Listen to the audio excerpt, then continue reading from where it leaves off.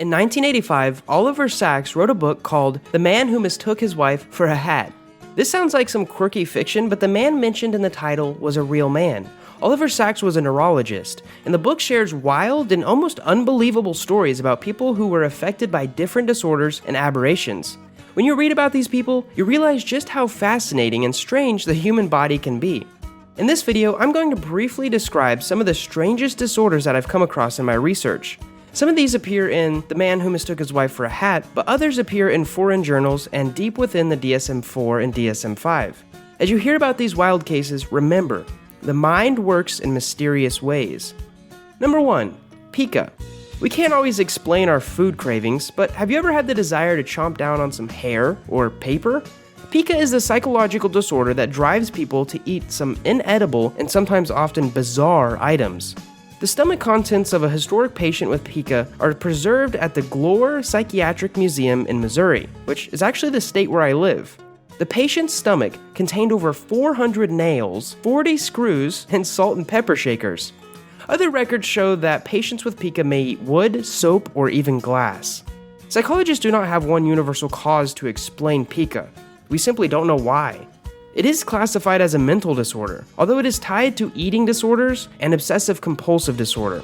Other cases show that it may be a culture-bound syndrome as well.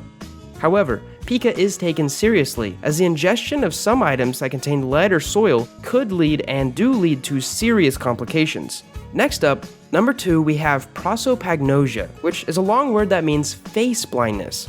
So how would you feel if you woke up one day and you weren't able to recognize any of your friends' faces? This was a scary reality for a 24-year-old man who was shot in the head and developed prosopagnosia, or face blindness. This disorder is characterized by the inability to recognize faces visually. People with prosopagnosia may also be able to recognize their friends through sounds, smell, or touch. They just can't recognize them by their faces. The man who mistook his wife for a hat also suffered from face blindness. Ironically, the author, Oliver Sacks, suffered from face blindness as well.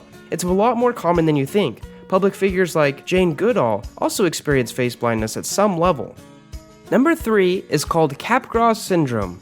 Many characterize face blindness as a visual impairment. A similar psychological disorder is CAPGRAS syndrome, or imposter syndrome. And no, it's not the imposter syndrome that tells you you're not good enough. CAPGRAS syndrome is the delusion belief that a familiar person has been replaced by an imposter. Now, this disorder is common amongst people with dementia or Alzheimer's. It is quite a serious, scary, and sad disorder, but it's real. Number 4 is synesthesia. Does the color red have a taste to you? Do certain sounds have a color? Does each day of the week have a specific smell? If you have synesthesia, the answer to one or all of these questions might be yes. Synesthesia is an umbrella term that covers a condition in which the senses of the human body could be mixed up in some odd ways. The condition may show up in different ways for different people. One person with synesthesia may see a color every time they hear a specific note on the piano. Another person will see a color when they hear specific words. Though this may not negatively affect a person's ability to live a normal life, it might cause some confusion before it's first identified. Number 5 is Alice in Wonderland syndrome. So Alice in Wonderland is a cute story, but it's not so cute when it's your everyday life. People who experience Alice in Wonderland syndrome may find themselves perceiving their own body parts or other objects incorrectly. Alice in Wonderland syndrome is tied to migraines, and the episodes are not permanent. In fact, Lewis Carroll, the author of the classic children's book, had migraines himself.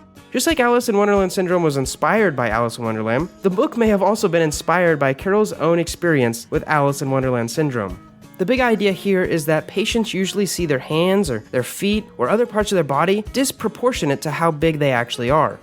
Number 6 is clinical lycanthropy. Some of these disorders that I've already told you about truly feel stranger than fiction, like someone really couldn't have them. Clinical lycanthropy is a disorder in which the patients believe that they have or they can transform into an animal.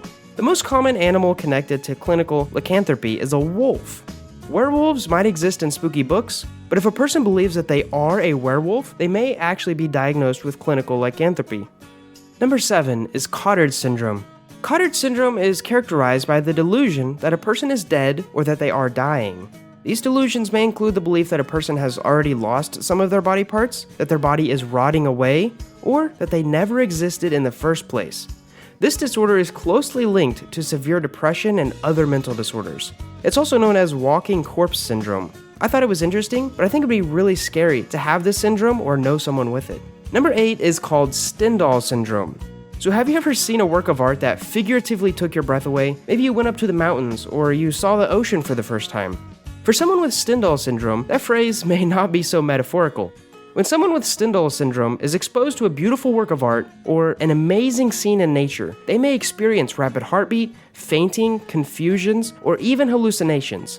An art museum or gallery is probably not the best place for a person with this disorder to visit.